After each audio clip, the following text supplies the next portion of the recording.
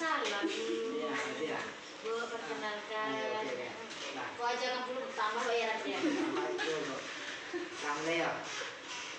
Assalamualaikum warahmatullahi wabarakatuh.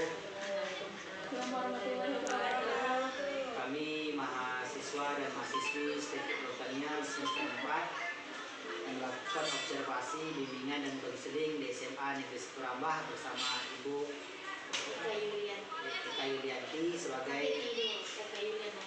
Eka Yulian sebagai guru bimbingan dan konseling di SMA Negeri Seturambah. Ada beberapa hal yang kami tanya Bu. Terlebih dahulu dengan saya Jonas Kinastion, anak semester 4 dari prodi PJKR, dan ada beberapa prodi lain PGSD juga ada campur dalam observasi ini. Kami ada 2 prodi PGSD dan PJKR. Terus saya mau tanya bimbingan dan konseling di SMA Negeri Seturambah. Baik, kalau layanan bimbingan dan konseling itu banyak macamnya. Ada layanan individu, ada dia klasikal, ada dia kelompok, ada bimbingan karir. Jadi di dalam bimbingan ini, kalau bimbingan individu mungkin bisa saja dia bimbingan karir, tetapi dia secara individu atau ada masalah. Kemudian yang kedua bimbingan kelompok. Kelompok itu terdiri dari beberapa orang yang lagi menceritakan masalah, keluh kesah atau apa yang dia rasakan. Kemudian kalau klasikal biasanya itu umum. Biasanya saya menyampaikan di kelas, kemudian ngomong dengan tema apa, terus dijabarkan. Kalau karir itu pada anak kelas 12 biasanya.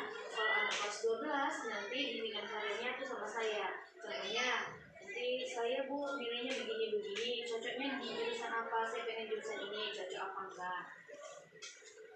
Kenapa nggak sama ya? Terus Bu, mengenai peran guru bidang studi dalam pelaksanaan bimbingan dan konseling sama guru BK gimana Bu? Oh, kami itu semua bekerja sama. Jenjangnya ada. Awalnya guru bidang studi yang masuk ke kelas. Umpamanya contoh nih, anak sering tidur di kelas.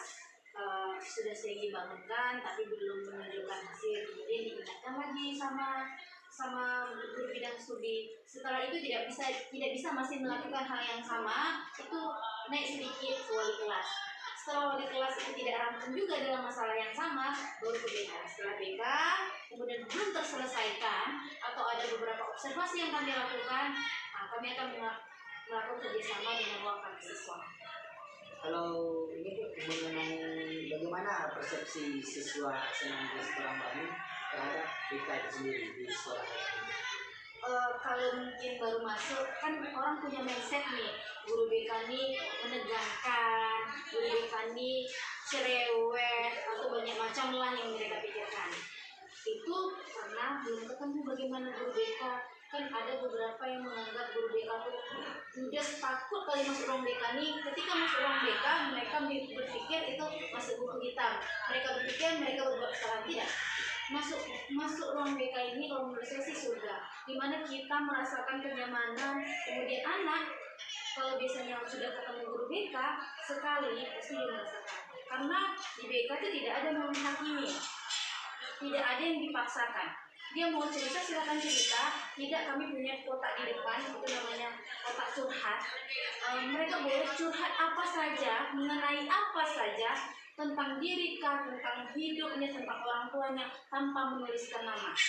Jadi dari situ kami lakukan lagi observasi. Oh, sebenarnya anak-anak ini masalah apa yang terjadi.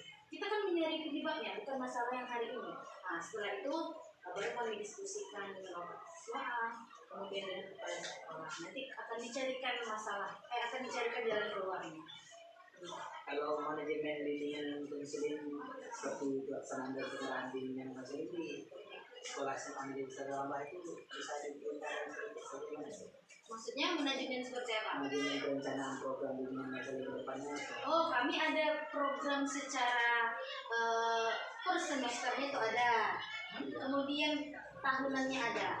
Nah, itu biasanya kami bentuk kayak grafik. Umpamanya anak yang terlambat bukan itu saja. Tapi beda, terlambatnya karena lambat tidur nih. Tapi kalau anak yang terlambat itu saja, nanti kami akan buat grafik. Oh, apa? Ini akan dicari nih. Dicari akar-akarnya, apa yang menyebabkan mereka terlambat. setelah itu ada kemarahan dari program itu yang sudah dilakukan dan yang akan dievaluasi Oh, kita akan mengevaluasi selalu. Dulu mungkin sebelum saya membuat ada buku di dalam itu dan saya akan lihatkan. Kalau untuk anak kelas 10 itu sudah saya berikan satu orang, dia akan merangkum bagaimana kehidupannya, orang tua ditinggal, ibunya sakitnya apa. Jadi kita harus tahu, oh anak ini nggak bisa olahraga, oh anak ini nggak bisa itu, kita harus observasi. Ada kemarin kejadian, gurunya nggak tahu bahwa dia tidak boleh banyak bergerak. Kemudian dia nggak buat PR, disuruh push up. Biasa sih, kalau di tempat kita kan masih biasa ngomongnya. Kemudian dia nggak bisa gerak lagi katanya. Pokoknya dia nggak boleh gerak kayak gitu. Jadi nah itu yang harus kita evaluasi. Oke gini, atau ada orang yang dia memang betul-betul nggak bisa olahraga. Kalau dia olahraga dia akan pingsan karena jantungnya lah atau karena kecelakaan. Itu yang harus kita ketahui. Jadi kalau kami di kelas 10 itu sudah tahu semua. Ini yang tidak boleh, ini yang boleh, termasuk penglihatan. Terkadang anak-anak kalau di dalam kelas mereka takut sekali. Duh, aku nggak nampak, aku bilang. Sebenarnya kalau dia bilang, Bu, saya tidak bisa melihat dari jauh, kan bisa didudukkan di depan. Jadi dari situ kan evaluasi. Oh, anak ini harus duduknya di depan. Oh, yang ini harus seperti ini. Oh, anak yang kayak ini harus merhatiin. Jadi anak ini dia unik sekali. Banyak ragamnya. Cara masuk kita pun berbeda-beda.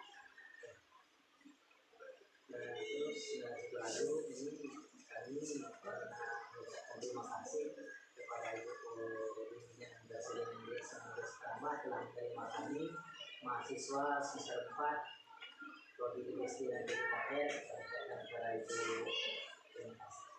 Sama-sama.